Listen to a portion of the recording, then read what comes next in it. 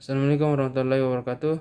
Saya Muhammad Agri Rifki Sudarso dengan NIM C011 221 290 dari kelas B akan menjelaskan mengenai mekanisme potensial aksi. Potensial aksi merupakan perubahan yang cepat pada metabolisme membran suatu sel, otot atau sel saraf, di mana terjadinya potensial aksi ditandai dengan perubahan mendadak dari potensial membran inti istirahat normal menjadi membran positif, kemudian berakhir dengan kecepatan yang hampir sama kembali dengan potensial membran negatif. Lalu urutan tahap potensial aksi adalah tahap istirahat. Pada tahap ini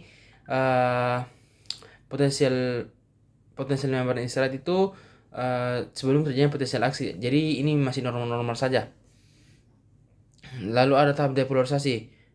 Membran tiba-tiba menjadi permeabel terhadap ion Na sehingga banyak sekali ion Na mengalir ke dalam akson. Lalu tahap repolarisasi. Tahap ini dalam waktu yang sangat singkat sekali akan sesudah membran menjadi permeabel terhadap ion Na, saluran Na mulai tertutup dan saluran K terbuka lebih daripada normal. Lalu saya akan menjelaskan sel saraf atau neuron. Sistem saraf itu tersusun oleh sel-sel saraf atau neuron. Neuron ini berperan itu untuk menghantarkan impuls atau rangsangan.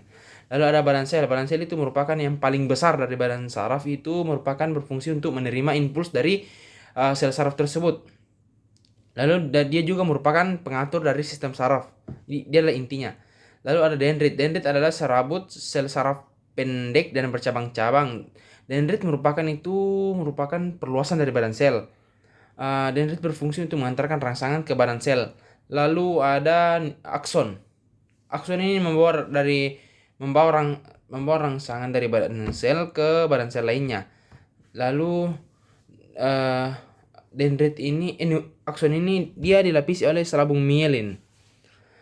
Lalu saya akan menjelaskan antara lain adalah macam-macam neuron.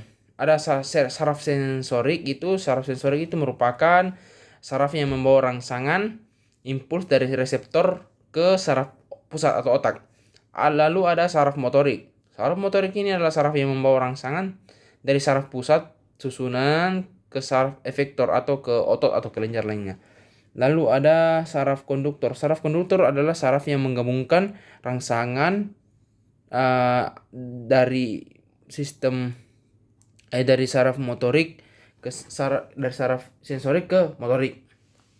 Lalu saya akan menjelaskan macam-macam gerak. Gerak itu ada dua, gerak sadar maupun gerak refleks. Gerak sadar ini adalah gerak yang bisa kita lakukan karena kita melatih gerak tersebut. Contoh saya akan menjelaskan seperti halnya bermain piano. Kalau kita sering berlatih piano, maka kita akan menjadi hebat dalam berpiano. Itu merupakan salah satu contoh dari gerak sadar. Lalu gerak refleks itu kalau tidak salah kita impulsnya ini dari tulang belakang. Kalau ini kita seperti gerak refleks seperti umumnya seperti kita akan menghindari sesuatu yang tidak terduga. Misal kita akan menginjak sesuatu yang tajam, lalu kita refleks akan menghindari benda tajam tersebut. Sekian dari saya. Assalamualaikum warahmatullahi wabarakatuh.